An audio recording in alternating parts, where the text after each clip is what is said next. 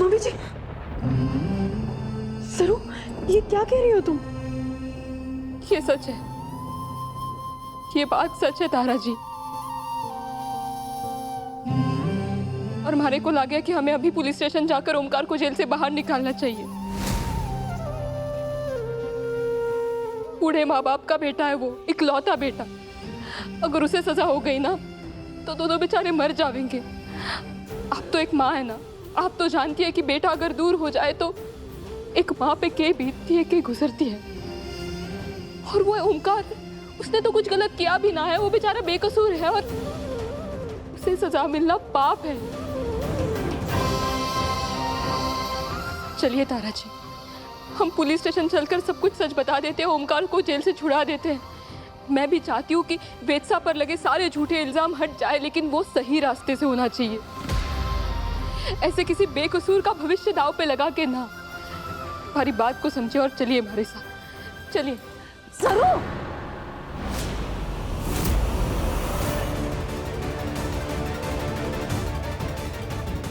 ये क्या कह रही हो तुम? ओमकार को जेल से बाहर निकालना मतलब वेद को फिर से अरेस्ट? नहीं। अनिका, ये सच है? तूने इतना बड़ा पाप किया? कितना ओवर रिएक्ट कर रहे हैं आप दोनों।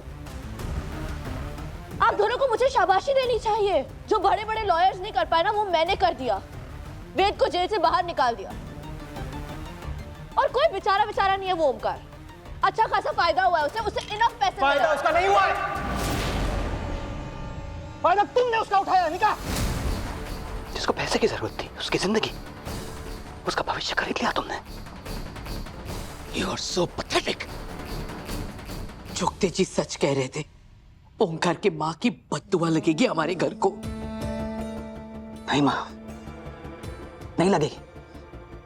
सरू है, वो है, सब सही कर देगी वो सच को सामने लाने की कोशिश कर रही है। सच? कौन सा सच? क्या करने वाली है सरू? आपकी सरू ना स्टूपिड है। रोकिए उसे। अगर ओमकार का सच सबके सामने आ गया ना तो वेद वापस जेल चला जाए। जो सही होगा वो करेगी सरू। हाँ, नहीं, मैं ऐसा नहीं होने दूंगी। सरू को रोक के रहूंगी। अनिका, ऑलरेडी बहुत कर चुके हो तुम, अब कुछ नहीं करोगे। चलो मेरे साथ। डैड, हे राम जी, तुम मजाक कर रही हो क्या?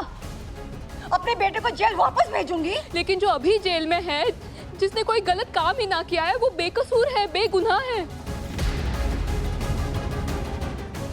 उसे सजा मिल रही है तारा जी। और अगर सच जानकर भी आपने सच का साथ ना दिया तो क्या आप खुद के साथ, अपने आप के साथ जी पाएंगे? इस झूठ के साथ जीकर ये हवन, ये पूजा, क्या ये सब फल हो पाएगा? जिस खुशी की कीमत किसी के आंसू हो, वो खुशी ज्यादा दिन तक ना टिक सके। मुझे यकीन नहीं हो रहा सरू, तुम वेद के साथ ऐसा कैसे कर सकती हो? हमारे लिए भी आसान ना है तारा जी। और मैं अगर चाहती तो सीधा पुलिस के पास चली जाती, क्योंकि हमारे पास सबूत है। लेकिन मैंने ऐसा ना किया। मैंने ऐसे ना किया क्योंकि मैं सबसे पहले आपसे बात करना चाहती थी, वेदसा से बात करना चाहती थी, क्योंकि ये फैसला हमारा अकेले का ना है। इसीलिए मैं आज आपके पास आई हूँ, क्योंकि मैं जानू कि आप भी सिर्फ सच का रास्ता चुनेंगी। डैड छोड़ो मुझे। Dad leave me. Dad leave me. Dad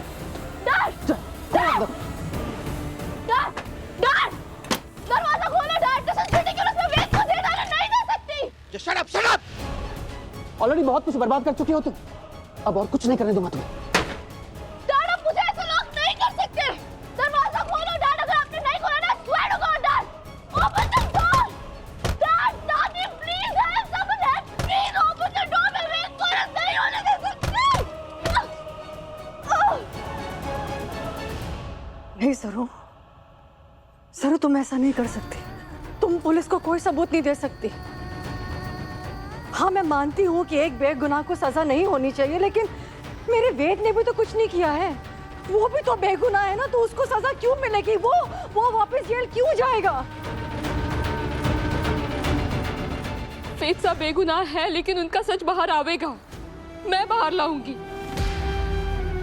मैं जानू हूँ वेदसा ने कुछ ना किया है, जो असली गुनहगार है वो सामने आएगा, मैं सच के तह तक पहुंचूंगी। तारा जी हमारा वादा है आपसे, वेदसा को कुछ भी ना होने दूंगी मैं। और अगर सच बाहर नहीं आया तो क्या सरू?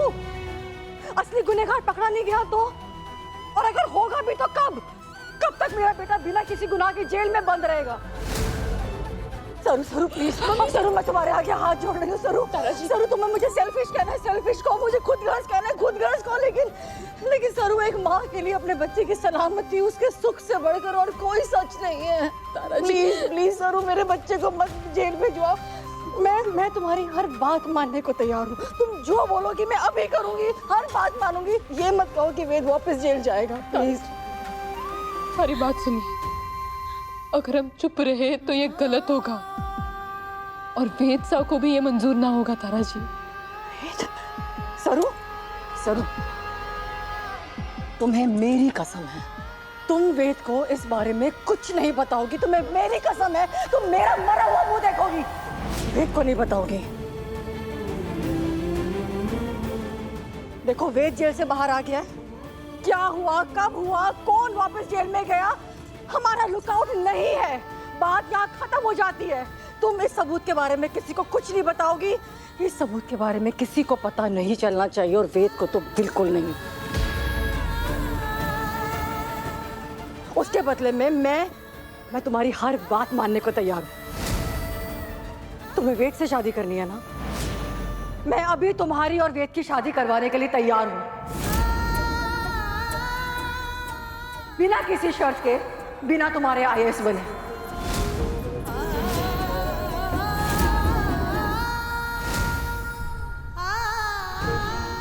अभी इसी हवन कुंड के सामने तुम्हारी और वेद की शादी होगी।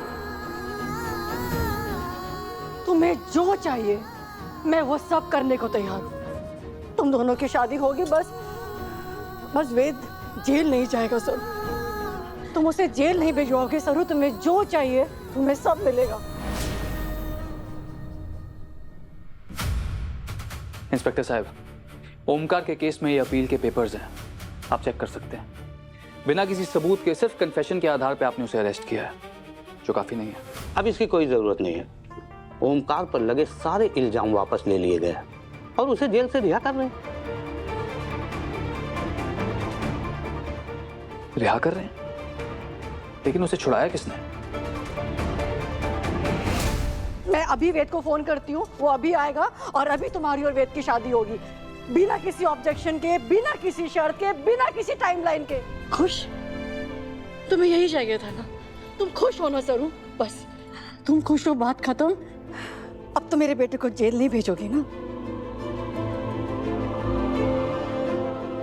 वेद जेल नहीं जाएगा ना?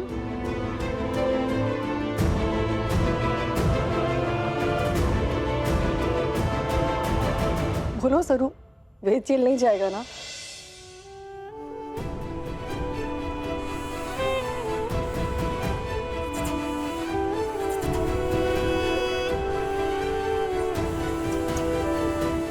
तारा जी,